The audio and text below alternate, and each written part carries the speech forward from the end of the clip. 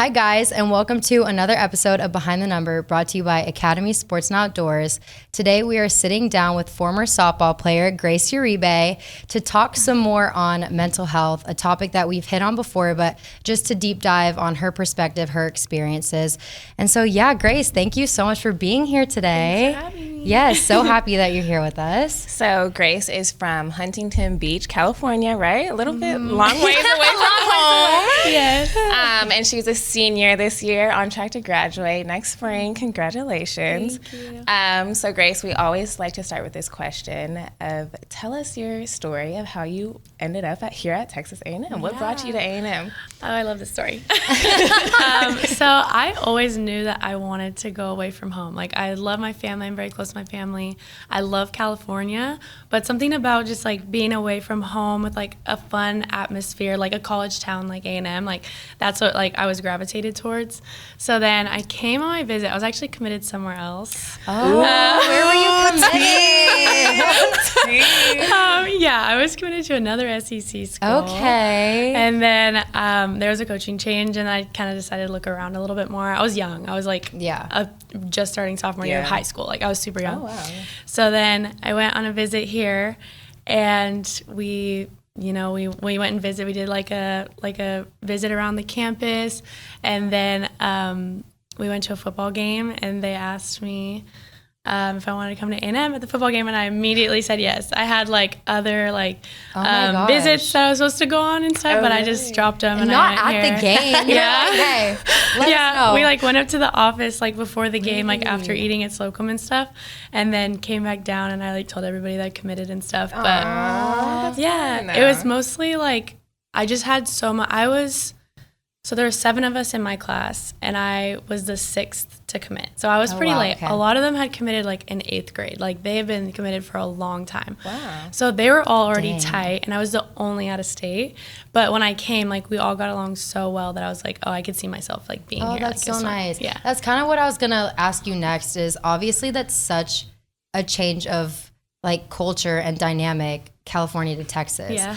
And like you're saying, can be difficult when people already know each other and have relationships established. So for you, how different was that shift in coming to Texas from California? I feel like it was just like almost an exception for me because our class was honestly so close. Like, we came into like practice like messing around, like having fun. That's so like we would lock in, but like when we got there, like everyone was like, aren't you supposed to be like fighting? Like, you guys don't know each other. Like, you live with each other. You're supposed to fight. And we're like, no. Like, we literally like, because it was during like COVID, like when COVID had just ended, we were allowed to play again. Mm-hmm. So we were all living in the White Creek apartments, and we were across the street across the hallway from each other.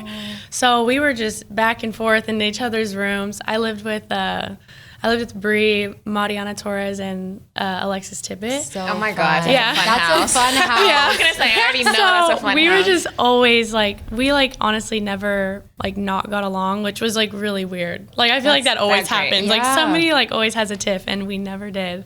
And it was so fun. Nice. So I always feel, and I'm the type of person, I like to always be around people. Like, I would get lonely if I wasn't. So like, even if I'm just chilling with somebody, like I like being around them. So that was fun, and it was nice to have them, so I didn't feel as homesick. Yeah, right. That is nice. And it seems like you guys are all like pretty still close today. Yeah. Can you talk about like how those friendships maybe like are able to develop even if a lot of things are happening in between all of that space, and how has that been for you, being able to have those friendships that you started with in your freshman year and are still very close with now into your senior year before you graduate? It's definitely like just funny how, I mean, granted, I did go away from home, but like all of my closest friends are from college. Like, I haven't been home for a while, so like I just keep in touch with my friends back home, but like even back home we moved to a new city and stuff, so I don't even really get to see them that much. But like I would say my friends in college are like my like people I would have in my wedding, like that sort of thing, and I think that's pretty typical for a lot of girls, you know.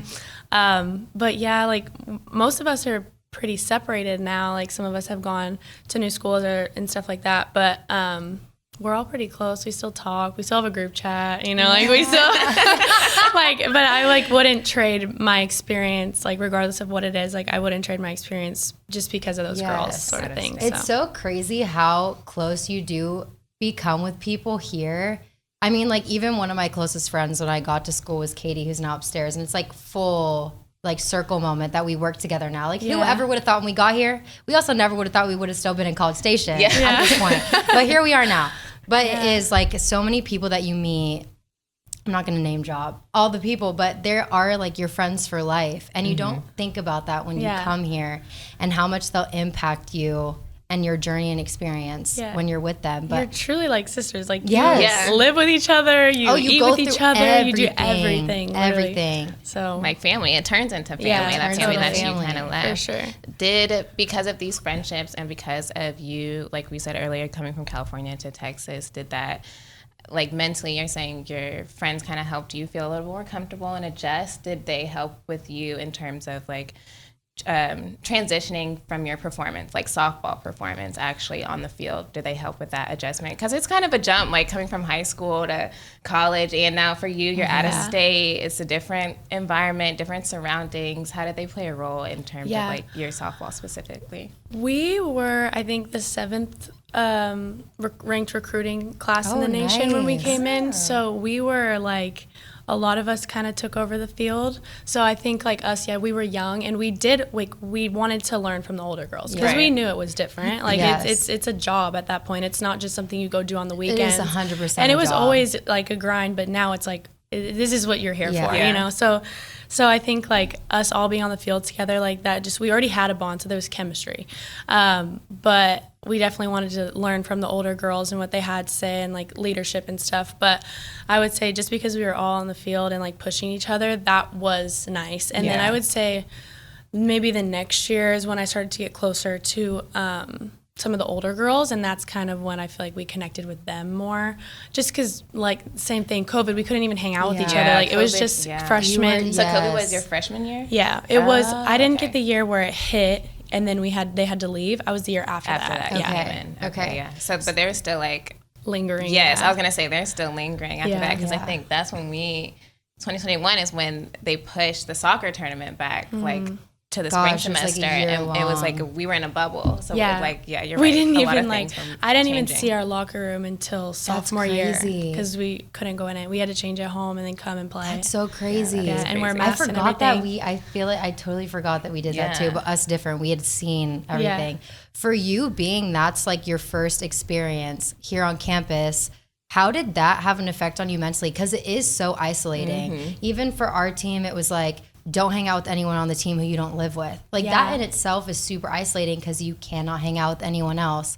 And so for you being that's your first experience as a college athlete, how did that affect you mentally? Yeah, I mean, luckily I did have those girls. Like I was like party every day. There were so many of us. But like actually our team was very good about like staying healthy. Like we were pretty good about that. And then once we got on the field, that was our time to like, you know, like hang out and stuff. But like other teams I know, like they would like have girls going out and then it's like pointing fingers everywhere, like blaming each other. And I feel like that could have got pretty toxic. We didn't really get to that point. Like nobody really like actually we had a lot of like the fifth years too. Like they kind of took control that year, and like there was just we were locked in. Like there was nothing really, and we play so much. Like we play 3 games in a weekend, so it's like you can't even like if you wanted to go out or like do whatever you wanted to do, like that was already a dumb idea before like even COVID hit. Like like you had to play the next day always. Like there was no weekends for us. Like so, COVID or not. Oh gosh. So, but definitely my senior year coming in, like I feel like that was a really tough time because that was like I didn't get my senior year. I did a drive-through graduation. Like I picked up my diploma. I just wanted to take a picture at the softball field. I couldn't even get out of the car. Like it was the worst experience. So I was like, no graduation, no playing softball. We had we only played twice that summer, and we had to fly all the way to Oklahoma. So just to play because California was way shut down. Like we couldn't. California was not playing with COVID. My sister lives in Oakland, and she was like always keeping us updated, and it was very different. Oh my gosh, what was that like then? I honestly can't imagine you go from barely being able to play because of it, and then you're thrown into being a D1 athlete in the SEC at A&M, which is competitive in itself. What was that like? There was blessings and curses to it. Like, I feel like obviously it sucked I didn't get to play my senior year. Like, that was awful. Like, I was on varsity all through all 4 years of my career in high school, and I was basically the only pitcher, but the starting pitcher from freshman year to senior. And I was just ready to like really, we were good. We like had always like progressed. Like my sophomore year, we made it first time to quarterfinals. Next year, made it first time to semis. Like it was just going and going and going. And I was excited to be a leader. Like I like excited to be like that senior class. Right. And so then when I like got it ripped away from me, like, and when I came in, it sucked because we were still dealing with the lingering, right? But when I was coming from senior year, not having it for a year, I felt like I would never take it for granted ever. That's so true. It's like I felt like I had a deeper it was really important to me more so. That's such a good perspective to have. Like, because then it really, I feel like you all, like every athlete has a moment in their career, whenever that may be, like high school, college, where you finally recognize not to take it for granted anymore. Yeah. Because not every day is counted for. Like, you don't know if tomorrow. Yeah, you don't know what's gonna. Or in a game. Oh, don't get me started. Shoot. Don't get me started. You don't. It's like everything. Like, you're right. Because before, I feel like it was injuries or like it was usually like health. You didn't know like what your health was going to be like always coming up, whatever you were doing. But then COVID came into play. It's a whole different. And now you're like, it's not, you're only worrying about yourself, but now you have to worry about other people. Like now they're standing too close to me. Who's coughing? Who's sneezing? Like all these things. So, and especially just for girls, like once you like, you go, like you spend your whole life, you're like, okay, I want to get to college. You get to college and you're like, these are like my last 4 years of like playing this sport. Yeah. So it's like, you really can't take it for granted. It hits home. It hits home. Seriously. Oh my gosh, it goes by so quickly. It does. So quickly. It definitely does. Okay, well, I feel like this is a good time for us to take a little commercial break. We're going to hear from our sponsors, Academy Sports and Outdoors, and when we come back, we're going to hear more from Grace.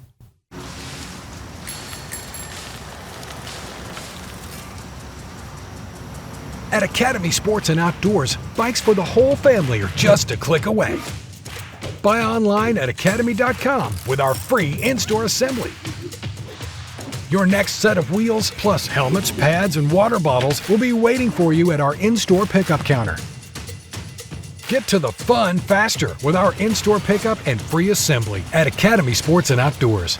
Welcome back from our commercial break with Academy Sports and Outdoors. We're going to jump back in with Grace and kind of take a more deeper turn, I feel like. Talk a little bit more about mental health and your experiences.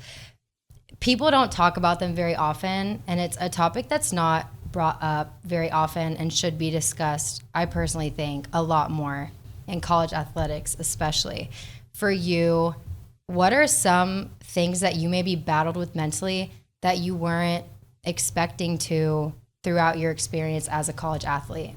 Yeah, I feel like there's quite a few. Yeah, you don't. No, really. You don't expect it to happen. Yeah, but I think maybe one that some people could probably relate to was my sophomore year. Shaylee, actually, I was hitting and she broke my pinky because she threw a ball and I like kind of swung and it hit and crushed it between the bat and my hand. Yeah. Oh my gosh. So that was like very beginning of season, so I missed like the first 6 weeks. And then for some reason, like coming back, so I couldn't pitch at all for 6 weeks. Like I felt like I was way out of practice, right? I got, I think, a week, we had played a couple games, but the week before, we went to California for a tournament, which I obviously wanted to play in because I had like literally 50 people there to watch me. So I like got to pitch like I think that Wednesday before we left, and that was the first time I had pitched. And I was like it went fine, but it was just like it wasn't what it used to be, you know, like, and it never is. And I think like something like I went to some of our sports psychologists and stuff like that, and I was going through some other things like outside of my life or outside of my softball life as well. But what really I think like got me back was I realized that, like, I always used to be pitching wise, like, it was always C spot, hit spot. Like, I've been pitching for 11 years now. Like, I know how to pitch. Like, it's not it's not simple, but it is that simple. Like, like, I don't have to think about, I have to do this with my hand, or I have to do this when I'm out on the mound. Like, no, like, my strength has always been, I want to put it there, I'm going to put it there. You know, it's never like, so I just had to, like, kind of come back and, like, peel those layers and just get back to, like, the simple. Because we know how to do it. Yeah. We've been doing it forever. Like, it's not. It's getting in your head, I feel like, is so easy. And more often than not, I feel like people don't realize that until they're in college, and it's for different things. Like for you, it was coming back from an injury. I know for me, I got in my head all the time because I cared about what people thought. Like I was like, oh, people who I went to school with, I live an hour and a half down the road.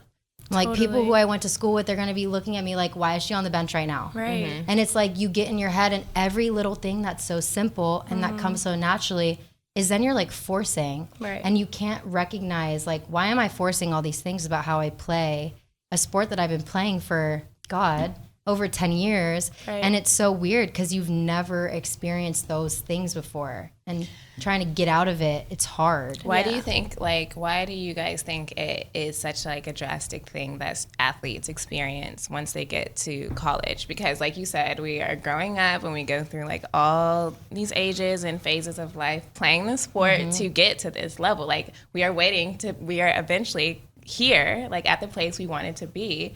Like, do you think it's just because it's a change in the intensity, or maybe feelings of pressure, or change in the skill level, or maybe you're just juggling? Like, what do y'all think it is? Is it like, I've always wondered that because whenever I got to college, I'm like, similar to you, Allie, it's like just a lot of things are running through your mind, and you do face a lot of mental challenges that I hadn't experienced before. I definitely think just because you're such, like, we're just such a spectacle. Like, it's like all like, and also thinking about how we went from being like a student, a child at home, we went like from being like a brother, a sister, and we come to college and like, this is our life. Like our life is fully consumed by being an athlete. And you grow up like I've always like identified myself as like, I'm a softball player, you know, like, and it didn't take for like some things that happened recently for me to be like, no, like I'm a child of God. Like I'm like, this is who I am. Like softball is what I do, but it's not who I am. And I think like a lot of athletes like really stick to that. Like, this is who I am. Like that's their identity. So when you struggle with your identity crisis, or like, that's a big deal. That's like, real. That's going to take a hit. That's going to take a hit. Yes. So I think like, even like, I think also my sophomore year, like when there was a couple girls, one specifically, a JMU girl that committed suicide during that year, and she was struggling with mental health, and like nobody knew about it. And it's always like, why don't athletes think to go to somebody, or like whatever it is? And I feel like it's almost like, it's hard for a lot of people to speak about what they're going through and stuff, but I think when you're an athlete, like it's hard to come to terms with yourself. Like you grew up and you're like, I've always been this tough person. Like, it's so many you can't stigmas. cry, you can't do this, but it's also like what you think, like you fake it till you make it, you believe that about yourself. Like, I shouldn't feel this way, I shouldn't be depressed, I shouldn't be like struggling with anxiety, like that's not who I am. Like and then it's like hard to come to terms with, and you can't come to terms with it, you're gonna struggle with it. 110%. I think it's so much like exactly what you're saying, that it is that like, I'm so tough. My like, every time I played a sport, I've been told like, get back up. If you fall, get back up. If something happens, get back up. But you can't do that with your mind. Like if my mind is feeling some kind of way, I can't just be like, get back up. Let's be better. Come on. Like it doesn't work that way. And I feel like going off exactly what you're saying, so many athletes have this mentality of, if I'm feeling some kind of way, it's okay, I'm so tough, I'll get over it. But it's so not that simple. Because you always have. But it's like on 10 because you're in college and this is who you are, this is what you do every day. And so it's like you suppress and you are like, how do I feel this way about this sport that I like loved so dearly, and is like what I was so excited to be here for. And I think it's too like, you lose sight of just being where your feet are because of all the pressures, and you forget that this is what little you was so excited for. Like this is what you dreamed of and you're at that place, but there's just so many pressures that come with it that you don't prepare yourself for. Like you're saying, it's because you are just having fun up until you come here. Like a lot of it's fun. You're at home. You're just like living your life. You're a student. You're like going and being in school for 8 hours a day to then practice for however many after. It's not like your 8-hour day is your sport where then you come here and it's like a full shift in your life.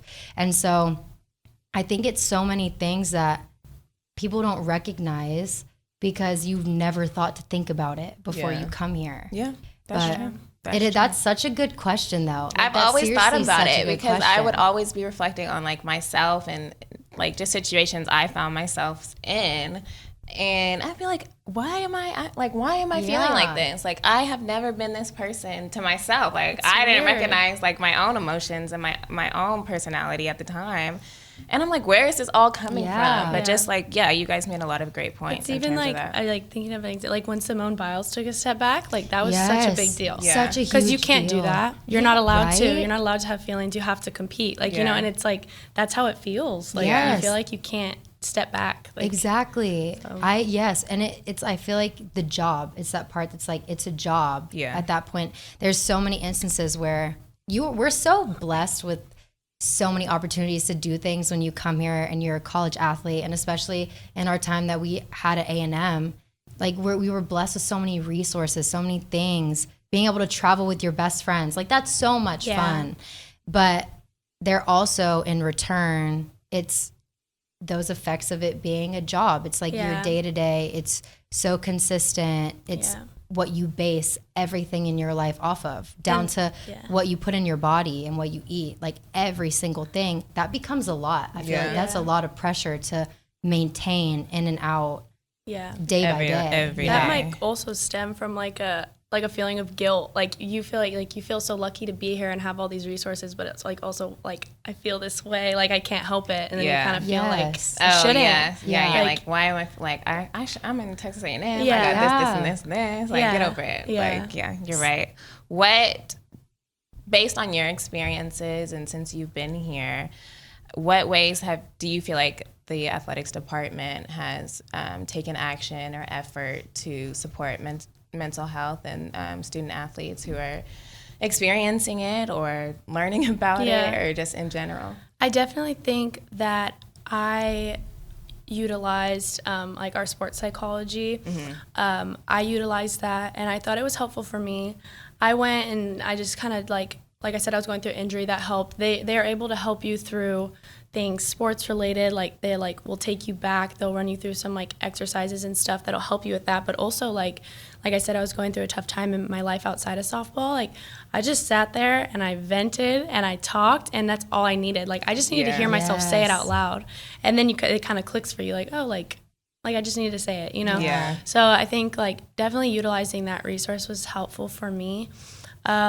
A lot of coaches, I would like to think, would utilize those as well. Like it's kind of tough because I feel like coaches can sometimes be open and like you can feel like you can come to them about things, but other times it's kind of hard because they are your boss in a sense. Like you don't really want to like burden with them, but as long as like I think that's what helps in team sports too, is you have your girls to talk to, you know. So I think that's always helpful. But I definitely utilize those services. So, and you, I feel like in everything that we've heard you say, have sounded so knowledgeable and so educated. And not to give it away, but we have a psych major over here. So for you, obviously, that's kind of what you have been learning in your education at A&M, which I'm really jealous about, because if I could go back, I wish I would have done that, because I'm so fascinated about like the mind and so many ins and outs about it. But being that you have all this knowledge firsthand being an athlete, and then all this knowledge from your education, how have those kind of paired together in giving you more maybe of an understanding of some of the things that you see people in your life experience or you experience? Yeah, I definitely think being a psych major took me full 180. Like I totally understand like everything like more on a logical basis, like which also does help, because like when you think about depression and like anxiety, like this is things like going on with your brain. It's not just something like everybody says like, oh, just feel a different way, like just stop feeling that way. It's really not what it is. Like there's like some people have to medicate, some people have to, you know, like go talk to someone, whatever it is, like it's genuinely happening in your brain. Like it's science. Like so like, I feel like that helps, and it helps you come more to terms with it because you don't have that much control over it. So it's like I feel like that definitely helped. But I got into it. So I actually wanted to do kinesiology. And then kind of right before, I declared before I came into when I applied. And I kind of had like a family situation that dealt like heavily with mental health. And so I think that's when I was like, oh, I really, like, this is really important to me. Like, I want to do it.